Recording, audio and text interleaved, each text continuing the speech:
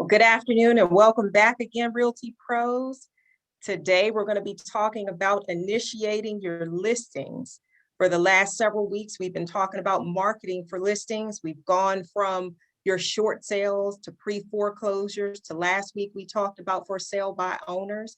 And over this next several weeks, we're going to continue to talk about the listing types and various marketing opportunities for those listings. But you guys have been so diligent and doing a great job in securing those listings. I just want to go back through some of the fundamental steps of just getting your listings up and running, because you've been very diligent to getting through to this process to this point. So I want to make sure that I touch base on some of the things that I'm getting a lot of questions about, okay? So we're going to walk through initiating your listings from the beginning until the end. So after you've created your transaction and brokerment, before you actually get to your listing appointment, we are going to begin with the listing intake form. And your listing intake form located right in your brokerment account, it's going to come with several different components, right? Our focus is on customer experience. So we are going to make sure that we present this letter to the seller so that they know that we are serious about providing them with a very positive selling experience. So this is just a nice little greeting for them in advance.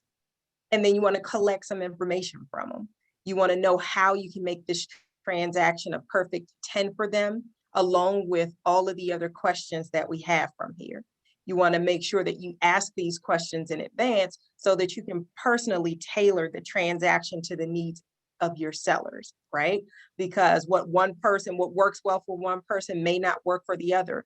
So you want to, of course, do everything that you're supposed to, but know where to add certain features so as to please the seller that you're working with, okay?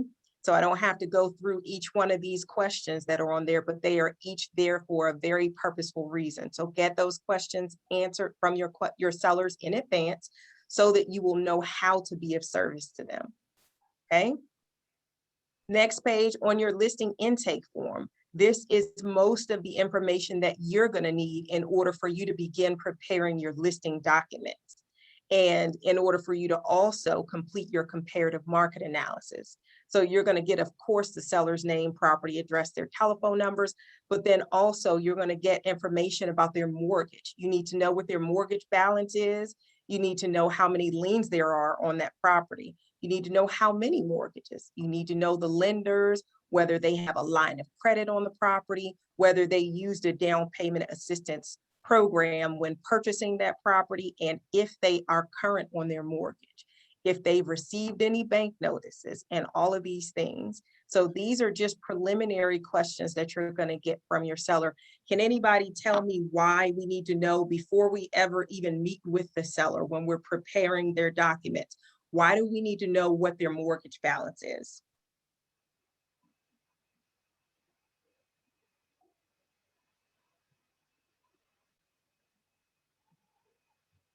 This is Dee.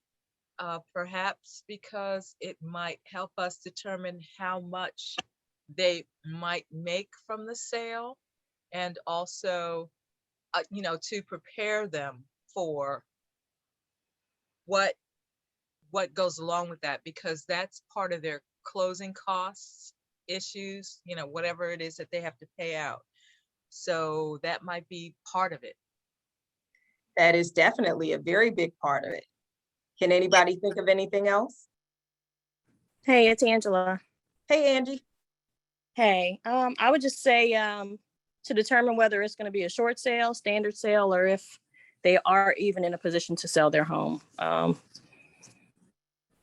guess that's it. That is a very crucial part as well. So together, those things are going to tell you what you're walking into, right?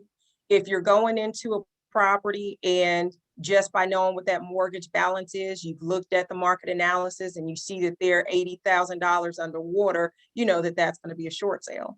Whereas if you're walking into the property and you know that they have, $300,000-$400,000 worth of equity, that's a very different conversation. And most sellers, they won't know that right offhand, but you'll need to know that so that you know how to prepare them and how in order to get through the listing process in order to convince them or sell them on the advantages of going through the short sale or standard sale. But whatever the case is, you need to know that information in advance. All right. Anybody know why it's important for you to know whether or not they have additional lines of credit on their home or potential down payment assistance program loans?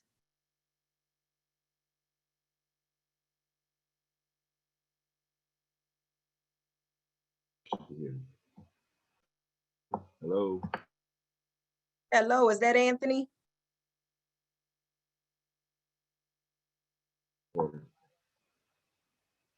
No, I think that's Kermon. Hey, Kermon. I hear you, but you're low. Looks Turn like your he's volume glitching. up a little bit. I see you talking, but we can't hear you. Kermon, we can't hear you. I see your lips moving, but we can't hear you. There you go. Is that better? Yes. Okay. So one of the things that kind of piggyback on something someone else said, I found out too that one of the things you want to find out is if it's a condo, are they up to date on their condo fees? Because that can be a very serious issue. And the other thing is with the line of credit and all of that, that's still a mortgage. So that can show you how much they totally owe. Because a lot of times people forget about that. They forget I forgot about the second, or especially when people are when payments are coming directly out of their account and they don't see it every month. And they forget that, oh yeah, that comes out too. So that's just something I ran into, but especially with the condo fee. You are on point. That's where we were going next. So thank you for saying that, Kermon. Extremely important. So whether it's a condo with condo fees or an HOA, you need to know if they're current on those.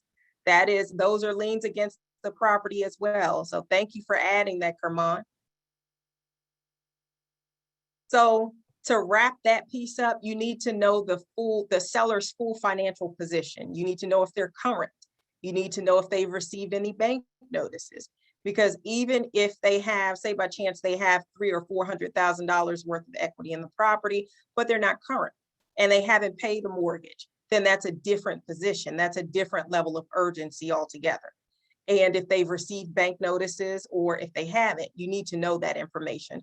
So each one of these questions in here are very considerably thought out. So you want to make sure that you get all of this information answered, okay?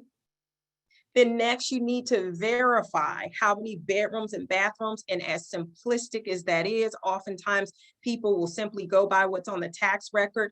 And most of the time, the tax record is incomplete, or sometimes it's outdated. Sometimes people have done renovations and upgrades and updates that are not reflected there.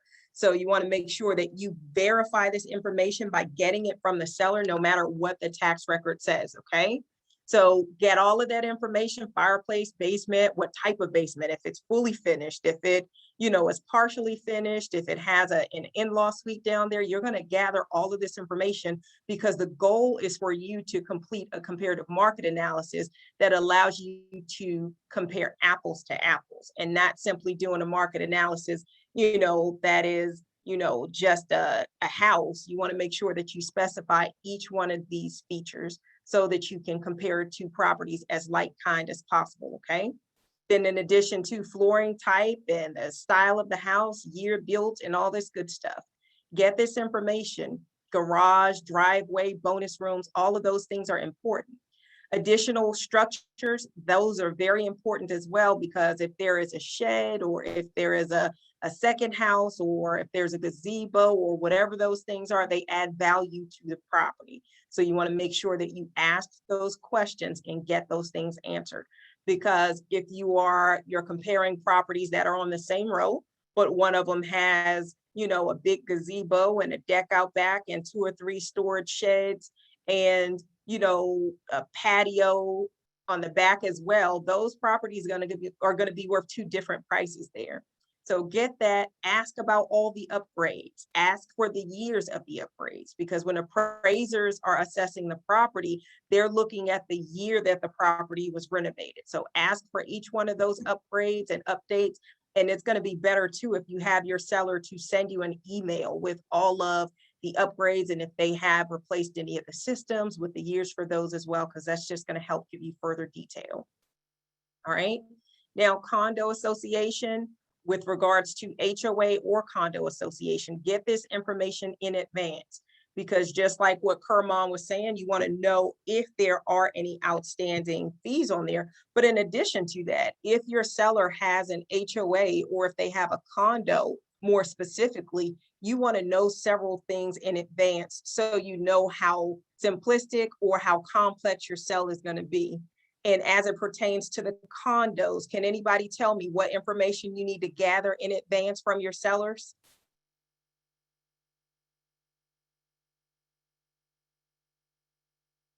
And I know I've had this conversation with several of you, so I'll give you a second to volunteer or I'll start calling on you.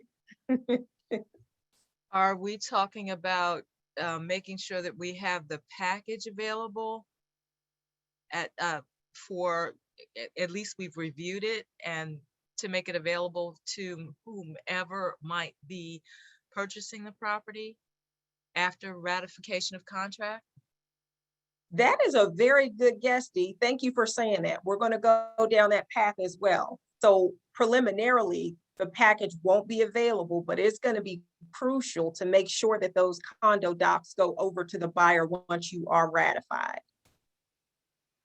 But in advance of you listing the property and putting it on the market in order to get buyers for it, there are some components that you need to know if it's a condo. And those things, I'll give you a hint, they're going to tell you whether or not that condo will qualify for FHA financing, whether or not it has to be a cash or conventional buyer.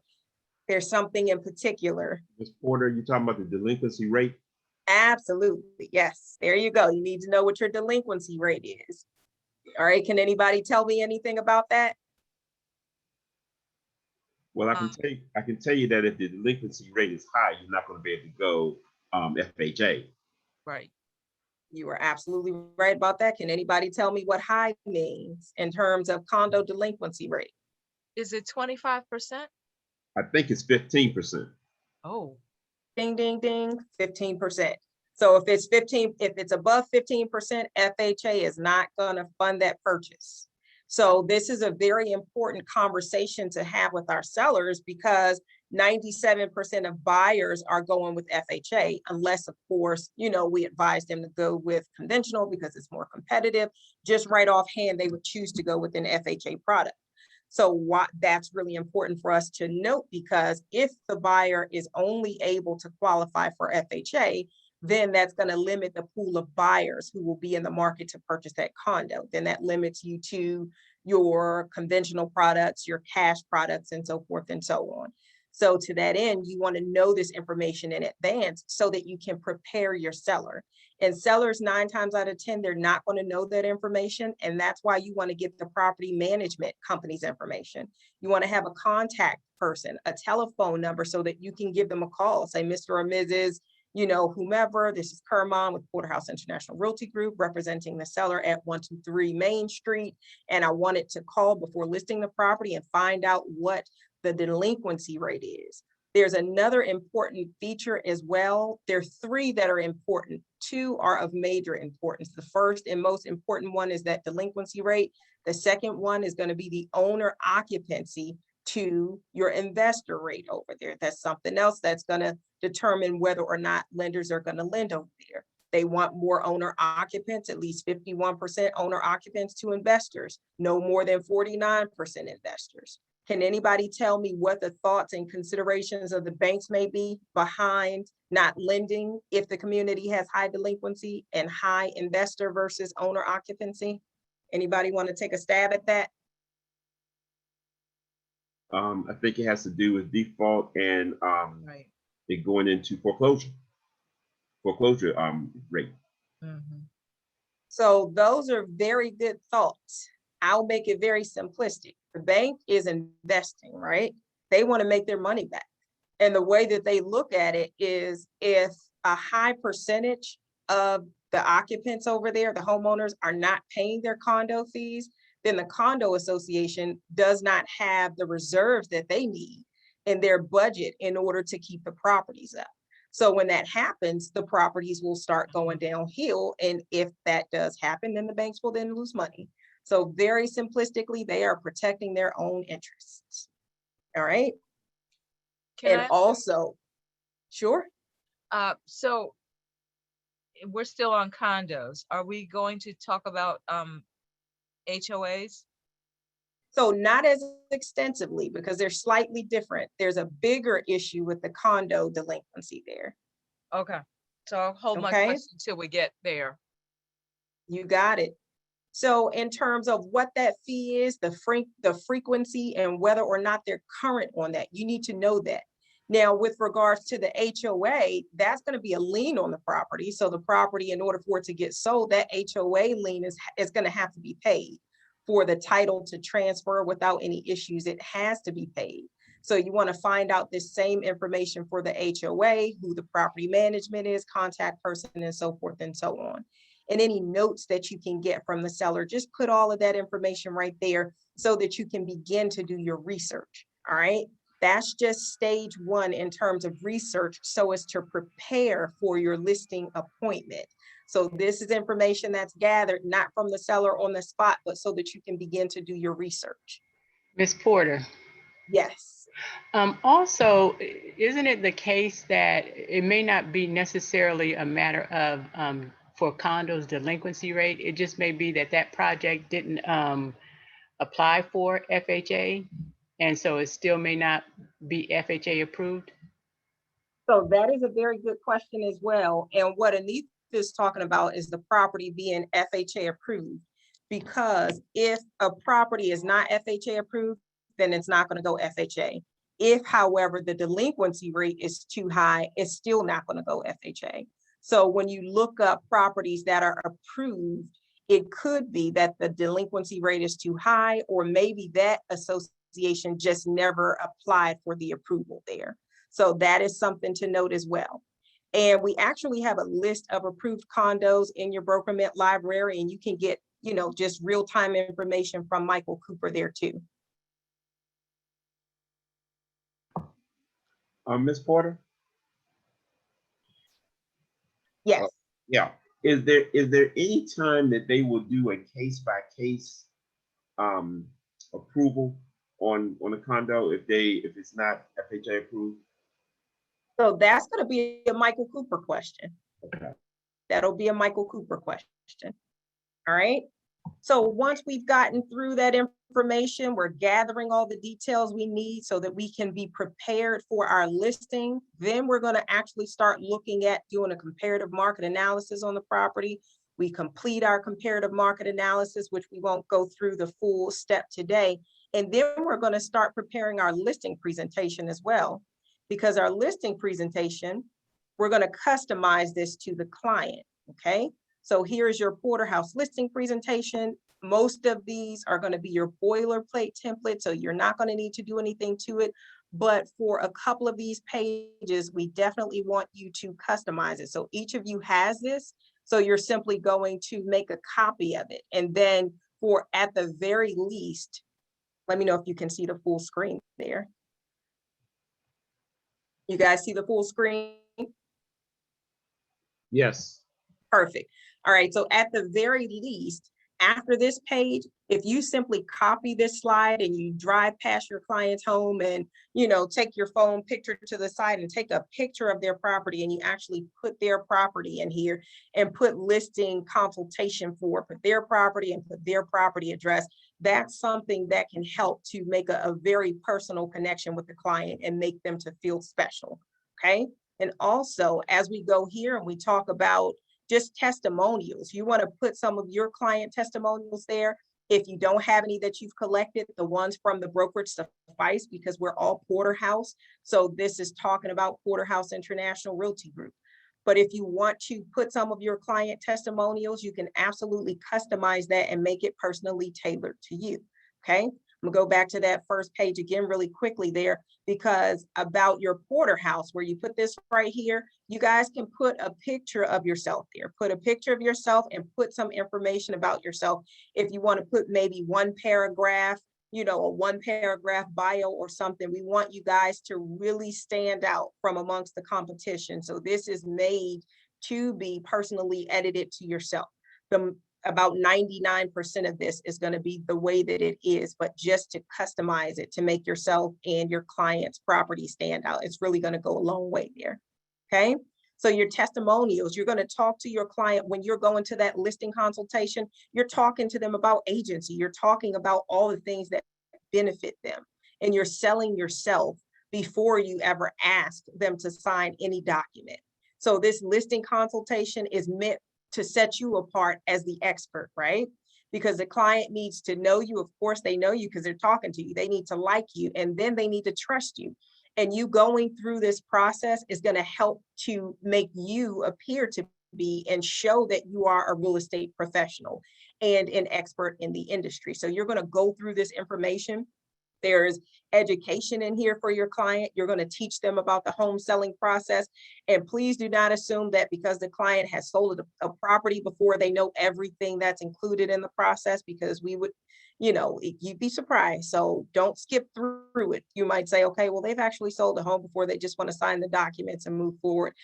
Please go through the process. You can do an abridged version of it, but absolutely go through the process so that it helps to set your client's expectations and they know what's going on there, okay? I'm not going to go through this entire listing presentation today. We've done this a number of times, but there are some highlights that we want to touch on. You want to absolutely talk to them about the asking price versus the selling price. You want to talk to them about a market analysis, the buyer's desired price range versus the seller's desired price range, and that common price range is where you want to price it. They should know what a comparative market analysis is. They should know that they are comparing like-kind properties to like-kind properties. That being said, if their neighbor's property up the street is 7,500 square feet and just sold for 950,000, and their property is 3,500 square feet, and they're like, well, my property should be able to sell for 950,000 because 2 doors up there sold for 950. You've got to be able to articulate, and you've got to be able to pull apart the details that we gathered in that listing intake form to show them how those properties compare. Okay. So you're talking through the comparative market analysis, and all the while you're showing yourself to be a real estate professional, and that is going to help to sell them on you, because the number one thing that you need to sell in the process is yourself as the real estate professional to help them through that process. Okay. The home selling process that we're talking to them about, the most important pieces are those first 2 weeks on the market. So you want to make sure that you articulate that very clearly. And the most important thing on this page is pricing the property correctly is going to help them to land a deal, okay, while the home is still hot. That is probably the most crucial piece on this slide, because as properties remain on the market over weeks, then the value of those properties starts to come down a little bit. And we're going to pull up, I'm going to include some information in your guys' presentation so you can see exactly what those numbers are, but they're also included in our comparative market analysis from Bright. All right. So at this point, this is when you're going to go to that comparative market analysis from Bright, right? Does anybody have any questions thus far? Or anything that you found particularly useful in this? Maybe in your own experiences with using it? All right, we'll keep going. If you have something to add, go ahead and unmute yourself or put it in the chat. All right, then you're going to talk to them about marketing the property. You're going to talk to them about all these things, putting the property on the internet, the yard sign, and everything that you're going to do. They should know that before you leave their property, because that's what's going to sell them on using you as a realtor. All right. Then various websites that we market on, they're right here. You want to make sure that they are aware of the places that their homes are going to be featured. That being said, also, Bright MLS syndicates out to many different websites. So they're going to be found on probably all of the homes websites, with the exception of the ones that are for sale by owner. So their property is going to get a lot of traction there. All right. Talk to them about flyers and, your postcards. Now, I want to take a pause here for a moment, because we're talking about the listing process. Can anybody tell me, once you get those listing documents signed, Where do you need to go from there? What should you be doing next? From the time you get the listing document signed off on by your client, what's your next step?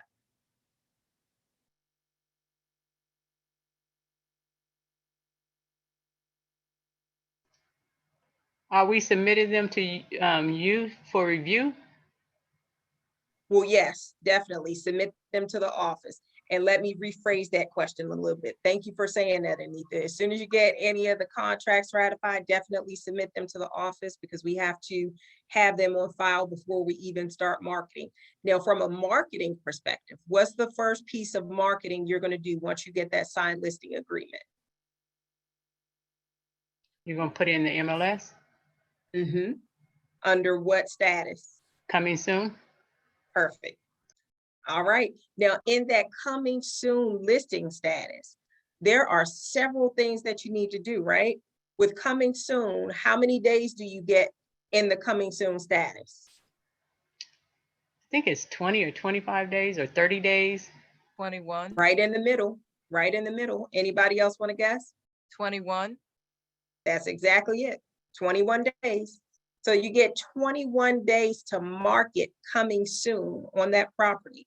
So you need to do everything that we would do throughout the normal sales process in that coming soon process so that you can get as many buyer leads, listing leads, and every type of lead imaginable, right? So you are going to send out your coming soon postcards. If the property is going on the market on July 22nd, then as of today, it needs to be listed coming soon so that on the 22nd, it'll then become active.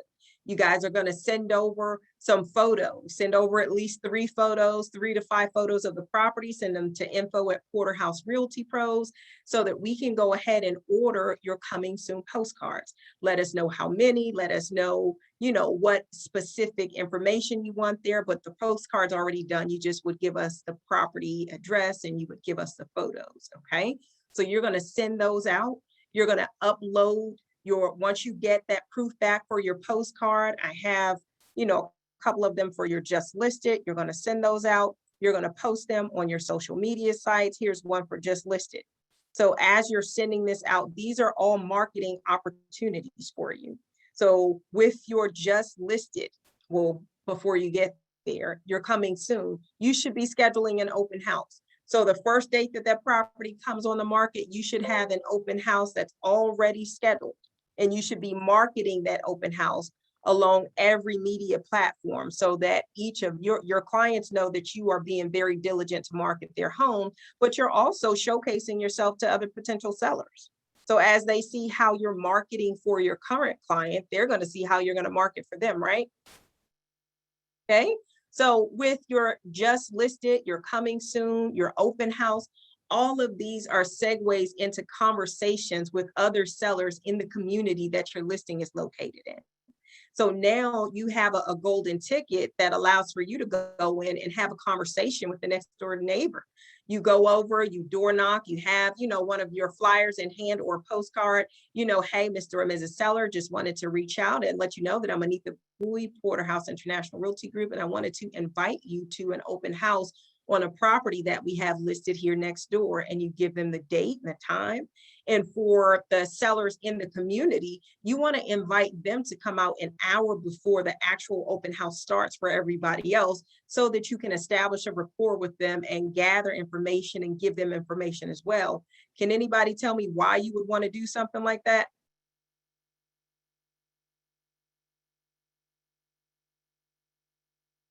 Spreading the word and then possibly getting other referrals. Absolutely.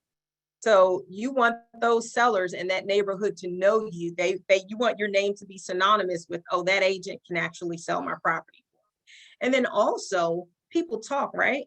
So if they live in a community and if it's a very nice community, chances are they may have a niece, a nephew, a colleague, a friend, or whomever that actually wants to move into that community or knows somebody that's in the market.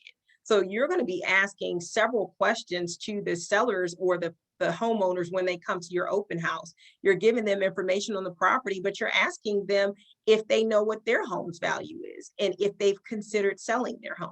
right? And ask them if they'd like a free home valuation. You capture their information and now you have a lead and you're going to send it to them.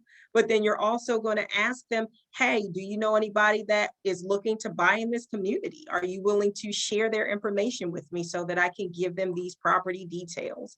So it's all about marketing, marketing to sell the home that you've listed and marketing to grow your book of business. Does anybody have any questions about that?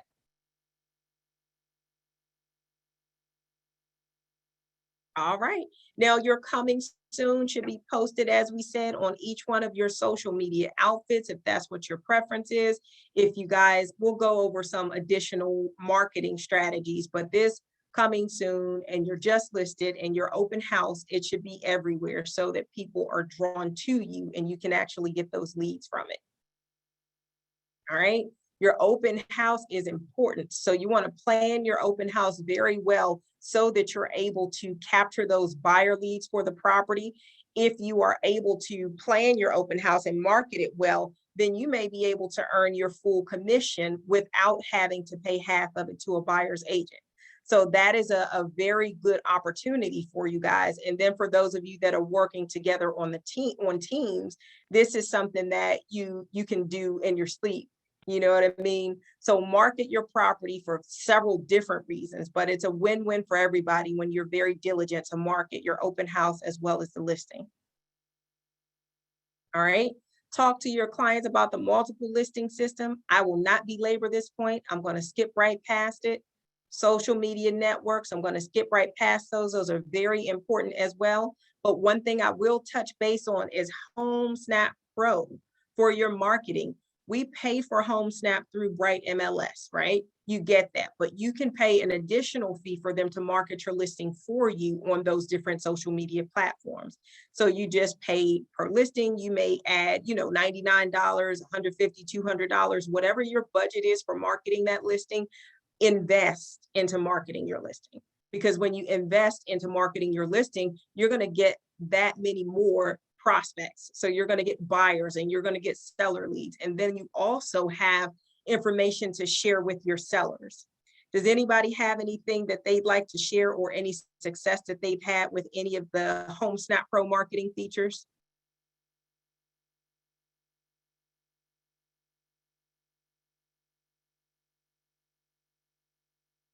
We have had a great deal of success with very many of them.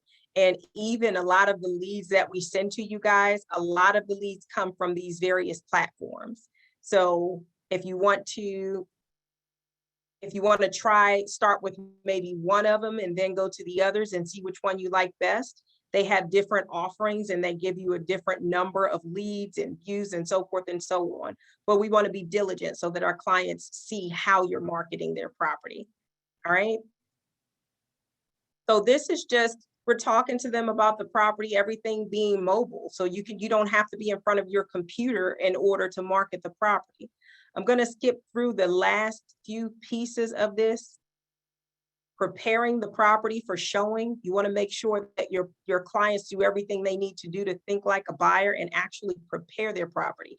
These are the conversations that you're going to have with them, right? Less is more. Declutter. It's better if they take an extra 3 weeks or a month or whatever have you to show that property in its best light than to show it with things all over the place, because the first impression makes a lasting impression. And I promise you, if buyers walk through the door and everything is sparkling clean and decluttered, you're going to get different offer prices than you will if the same property is there, but there's stuff everywhere, because the buyer's perspective, that's their image of value for the property. So please prepare your clients well to put their property on the market and show it in its best light. Talk to them about showing time and how with showing time, you're going to be able to use that smart technology so you don't have to go back to, caveman days and call and coordinate every showing with them. But that's a tool that allows for everybody to be accountable there. All right. Multiple offers, offer presentation, each one of these things, talk your clients through it. And I'm going to go on through, talk to them about property inspections in advance. Your clients should know that the buyer is likely going to have a property inspection, and the difference between repairs that come back from an appraisal versus the property inspection. Can anybody shed some light on what the difference is? If you get a repair request from an appraiser, what is that called in comparison to repairs that the buyer requests as a result of the home inspection?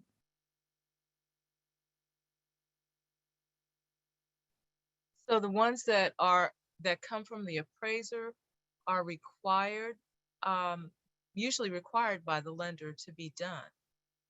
I suppose they're negotiable though, because isn't everything negotiable? That's a very good question, and your answer is correct. They're called lender required repairs. So when the appraiser cites it, it's a condition of the appraisal. So remember, the appraisal has to be signed off on in order for the loan to close. And if the appraiser has a condition, it has to be satisfied in order for that transaction to go to settlement. Okay. That being said, in your financing addendums that are going to be in the contract, there's a space there for you to determine what amount the seller is willing to pay towards lender required repairs. And that dollar amount in there is what is negotiable. All right. The closing process is very simplistic. You're simply going to walk them through this. And I want to get to this last page, what comes next. All right. What comes next after you've gone through this? You've gathered your information, you've done your market analysis, you've met with them, and now you've gotten through this consultation. So next is for them to sign off on your property disclosures, which are simply your listing documents. Okay. You're going to collect a copy of the key for the property and install the lockbox. Okay. You're going to send an email to info@Porterhouse Realty Pros and request a yard sign install, and you put that property address in the subject line, put yard sign requested. And once you do, that yard sign is going to be installed in that property and you'll be able to move forward with that. Now, if you have your own writers, that's going to be great. If you have it with you, go ahead and stick it on the sign. If you want to bring it to the office so that the yard sign installer can put it on there, that's even better. If you haven't ordered your writers just yet, you should, so that you can get those leads. Okay. But then you're going to schedule photography so that you have your photos and everything available for marketing. And then your seller in the meantime is preparing the property for showing. So that is just to sum up what that process looks like. And I know that that's a mouthful. Does anybody have any questions as it pertains to that process? Yeah, Ms. Porter. Mm-hmm. Yeah. When you're doing a condo, because sometimes condos, they have restrictions on what you can do as far as signs, lock boxes, they got security buildings, they got what is the best way to kind of go around that? Because I'm doing one right now, and it's a locked door, so they have to call up and do all of that. And I can see putting a lockbox on the actual door to the person's condo, but the front door, there's a problem there. So how do you kind of work around that? So that is a very good question. And I hear two different components in that. The first thing is, as it pertains to a condo or even an HOA, when the property is located in a condo association or HOA, you got to ask, because you won't know unless you're familiar with the community's laws and things. You're going to have to reach out to property management or ask the sellers if there are any restrictions with regards to yard signs and lock boxes, because sometimes there are. Some communities even have yard signs of their own. So find out that information before you put that yard sign there. Now, you want to convince your seller as much as possible to allow the yard sign if there are no restrictions, because it's going to benefit them and the seller of the property and all around. Okay. So just reach out to the seller or property management. And if by chance it's a locked door from the front, find somewhere outside, maybe on the rail. If there's some steps leading up or something like that, then the rail outside the door, that's where you would put the lockbox. Okay. And you could number the lockbox and put a tag on there so that they know the property address that the lockbox is to.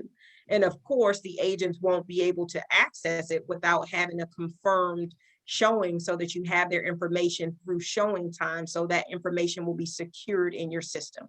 But you then find a rail or somewhere outside, and then you make those notations in your listing showing instructions, I should say. Okay. And from my experience, and I'm sure others have experience too, usually you'll see wherever you put it, there will be like several others there as well, if there are several condos selling in the unit, and they all end up in the same place. So, Mhm. and so one of the things is to do something to make your box stand out, because otherwise they, when you're trying to find the box, uh, if you have 10 of them that you're looking at, you really are searching for a little while. So the other thing is to get to the property earlier, a lot earlier, so that you can find that box to get you into the complex to begin with. So that's a good notation to make. And you can either get, so some type of sticker to put on it, a label to put on it. A label is best. If you print out a label with the property address and stick it on your lockbox, that way people will know yours, because that is very true. Sometimes you will have, say by chance it's a high-rise building and you have 10 different, condos for sale in there, are going to be 10 lockboxes. So make sure that people know which lockbox is yours. Okay, and then also in your showing time instructions, you should have detailed showing instructions, right? Agents shouldn't have to guess. They should know how to schedule tours. They should know what to do when they get there, where the lockbox is, what the combo is, what the instructions to that door, and then the other door. Those instructions should be included in showing time, not in bright MLS under the agent remarks, but specifically in showing time. Okay, I'll say that one more time. Not in bright MLS per se, but specifically in showing time. Can anybody tell me why we don't want to put things such as the combo or those specific showing instructions in bright? So you don't want to do that because you've given, without them making a formal request, and also you giving them whatever confirmation is needed. If you put the combo in bright, then that's exposed to, depending upon where you do, obviously you wouldn't put it in the public remarks, but even in the agent remarks, you've already given that information for them to access the property. And if there is an issue of needing to confirm before they have access, and that could be a problem. And also, too, speaking to as far as being able to identify your lockbox on a gate full of lock boxes, I've also like gotten one of my cards, and you know that the wider clear tape, Mhm. and just taped it on the outside I of the like that. lockbox. That is a really nice idea. That is a very good idea. Mhm. Thank you for sharing that, Anita. I like that. Yeah. So that's a great thing for all of us to do. Excellent. And your answer was absolutely correct as well. We want to make sure that there is accountability. And by putting that information, such as the combo and all of your detailed showing instructions in showing time, just like Anita said, it allows for accountability, because the agent will have to schedule a tour, which gives you and the homeowner their information, and you know exactly who's trying to show when and all those different things, what company, what date and time, in order for them to actually get your showing instructions. Okay, so just be sure to make sure that we're very specific with what we're doing, and we're not just haphazardly putting information out there. All right, so let's see. So once we've gone through that, you're finished with your listing presentation here. And just to recap, Anita said that you want to put your information into showing time, such as your combo and your detailed showing instructions, so that it's not going to be in your bright MLS agent remarks, so that agents don't just see it and go to the property without having to request a showing and receive a confirmation from you. All right, that was just to quickly recap that. All right, so I'm going to come out of here because we just finished with the listing presentation. Now, what do we do next? Anita said we've submitted the documents to the office, so you've already submitted those documents to the office. And I'll give you a hint because I'm here now.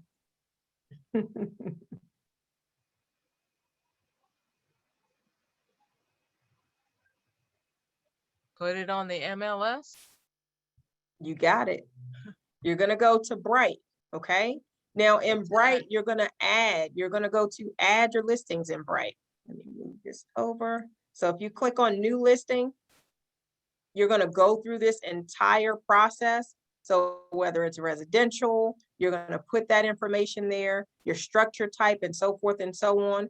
We will not walk through all of the details in adding the listing in Bright today, but this is where you're gonna come to next. Once you've added this property to Bright, let me go to a listing that's already in there so that you guys can see. Hold on 1 second here.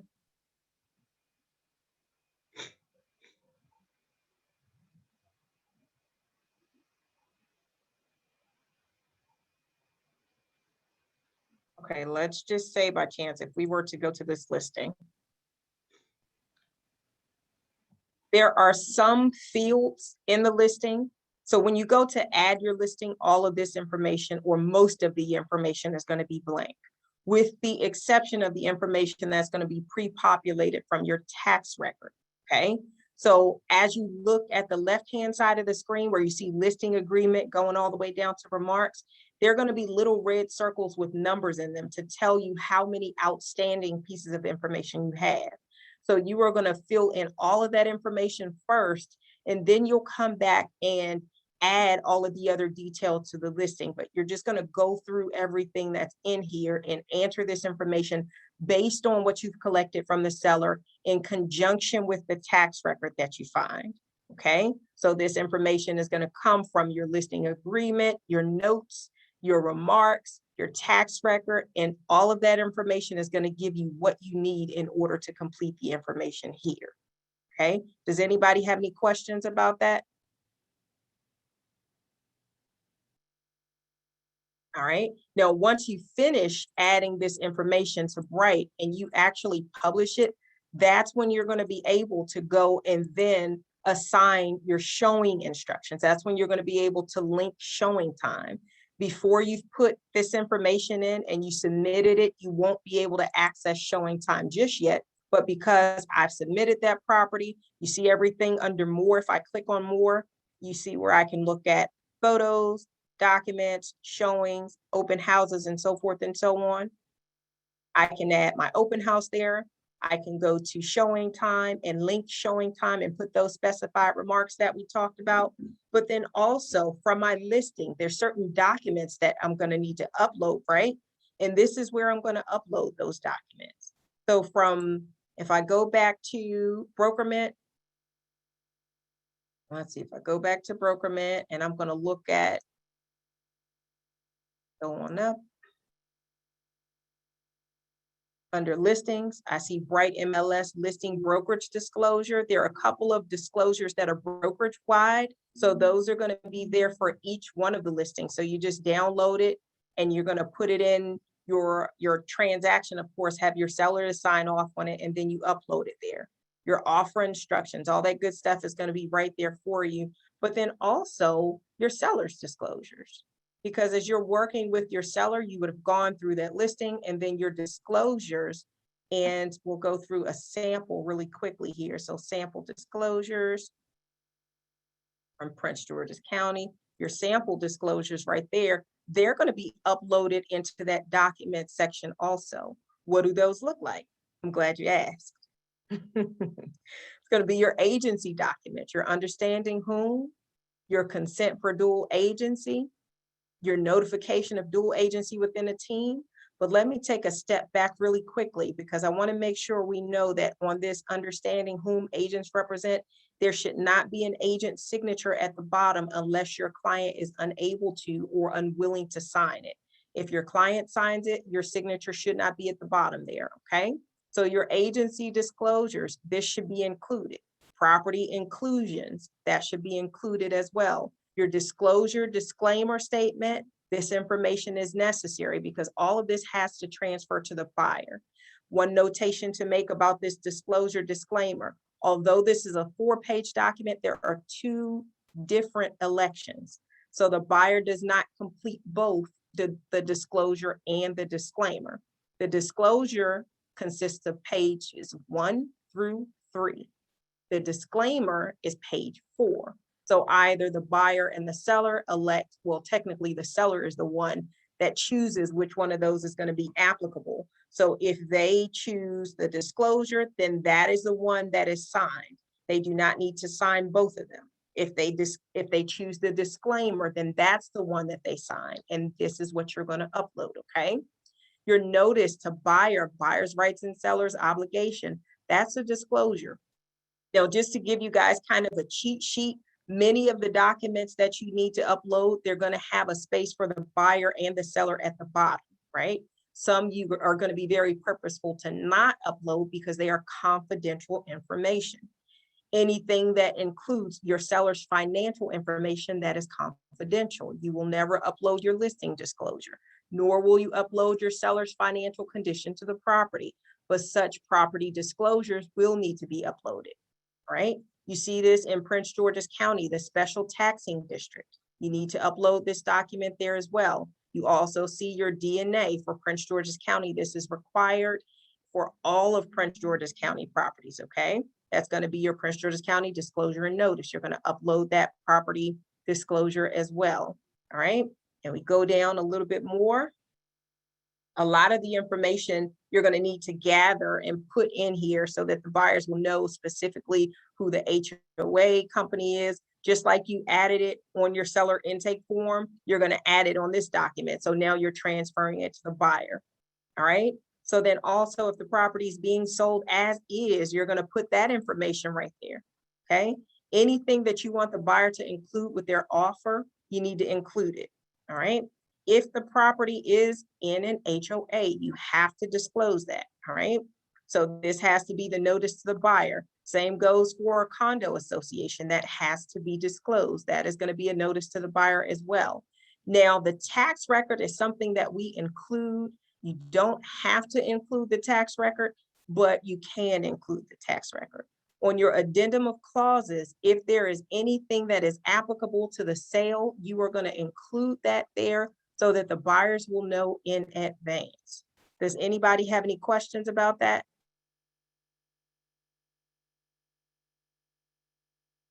All right, I'm running on through because we are up against time here. If you have any questions or if you have any comments, just go ahead and take yourselves off of mute. But I just wanted you to see what that process was. So as we said in bright, that's where you're going to upload those documents. And we've gone over the documents that need to be uploaded. Your framework is going to already be in your listing transaction that you would have created by now in your brokerment file, okay? Now, anything that is property specific that's not located there, you're going to pull that information from either MarylandRealtors.com or from Zip Forms, because Brokerment is going to give us all of the MAR or Maryland Association of Realtors documents. I have uploaded, we have built out your library to include the standard addenda from a couple of other counties. It is not meant to be all inclusive, however. So you want to make sure that you take full advantage of your mdrealtor.org or your Zip Form accounts to pull any documents that you don't see in Brokerment into your document section. And then finally, that's when you're going to go ahead to showing time and make sure that all of the showing requirements and appointment times and all of those things are elected. It's very important here to upload your seller's information here. So for each one of your listings, you want to make sure that each of your sellers, and if they have an occupant that is an adult in the property as well, all of their contacts should be added to showing time. And I prefer that we choose both text and email, okay? So that when those appointments are requested and confirmed, you know that they're aware, okay? Another thing I prefer when the property is occupied for it to be appointment only, so that there are no surprises and your sellers get to confirm their own appointments, okay? When that is the case, we've noticed that it is most beneficial if you give at least 2 hours notice if the home is occupied. 1 hour notice has not proven to be effective because oftentimes people are busy and they don't even look at their phone within the hour. So give them at least 2 hours notice, but you will have this conversation with them because it's on the first page of your listing document. You'll find out how much time they need. Then you add your showing restrictions. So you're going to simply add a restriction and you're going to block off the times that are not available so that the calendar will then show the times that are available. Okay, then you're going to add your lockbox information here and you're going to add your showing instructions that we talked about. All of this information is going to be right here for you. Okay, so if you go back to, let's see, going back to your brokerman account, and if we go up here to your listing remarks, right, so let's click on here as we've done some of these for you guys as a template, so you can just copy, paste, and update as needed.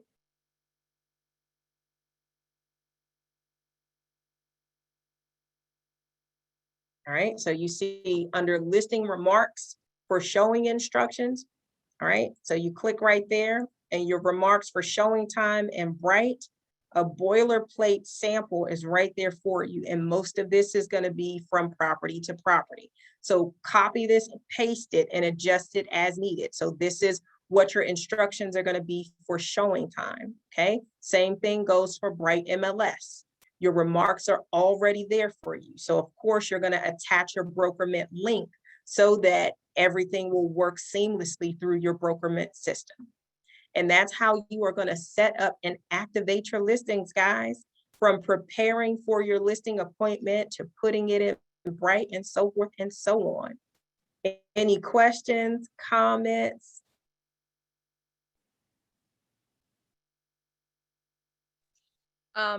Ms. Porter, Yes. going back to the HOA, I heard you say that the HOA, if there's any delinquencies on the HOA, they have to be rectified before the house could be sold. So I understood that part, but what I wanted to know was, is there, like the condo with the 15% and then there's no, you cannot get an FHA, is there that kind of regulation with the HOA? We have not experienced that in the same way with an HOA.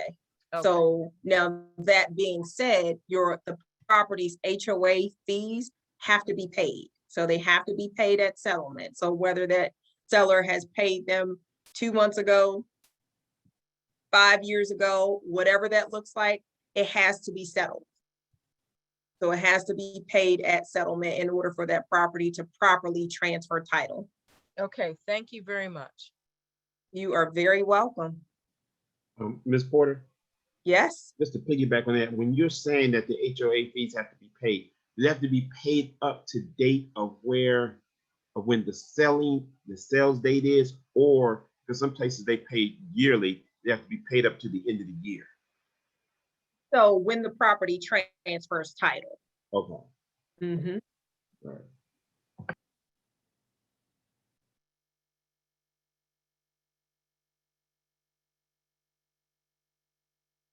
All right. Does anybody else have any other questions? I know we breezed through some of this information that we've gone through a number of times, but I wanted to kind of do a recap and a refresher for everybody, because you guys are doing a great job with doing exactly what we've been teaching on over the last couple of weeks. So I wanted to kind of fill in some of the gaps and refresh you guys on what to do next and what those steps in the process are.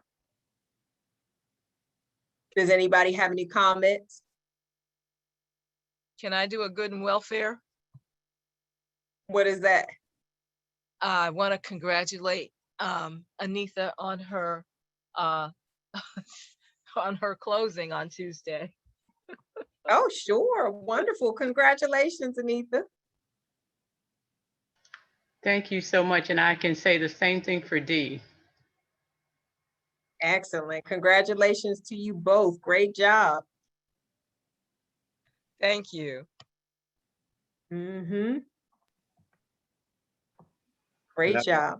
I would like to congratulate Mrs. Porter on, first of all, everything that you do, and then on the closing the sale that you had, which my wife showed me, and it's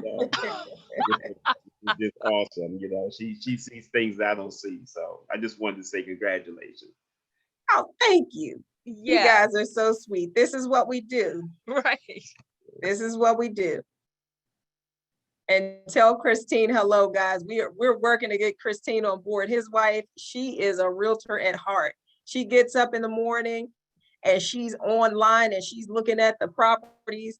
We had a listing that Kermon wasn't even aware that it was a porterhouse listing per se, but his wife was on it. She's like, this is a property. We need to go preview it. This property just sold. Miss Porter just had this property. This one settled yesterday. Here's the property address. So she is on it. She needs to be a realtor and she Yeah, is just wonderful. she's a frustrated real estate agent. I'm trying to bring her into the light. She's kind of slow moving from the darkness, but she's coming. So y'all just keep us in prayer. Excellent, excellent. Well, you guys are awesome. We are going to go ahead and stop here for today. This video will be uploaded for you. So look at it on your Porterhouse International Realty Group YouTube channel so you can go back over these steps, because this is what your listing process looks like. And then we'll talk more about marketing of your listing as well, but just filling in some of those questions for you guys, okay? If you need anything, let me know. I'm at the office. We are available. I'm going to go ahead and stop our recording for today, and I will see you guys next week, but I will come back on for just a sec, just in case you guys have any other questions or comments before we actually dismiss for today.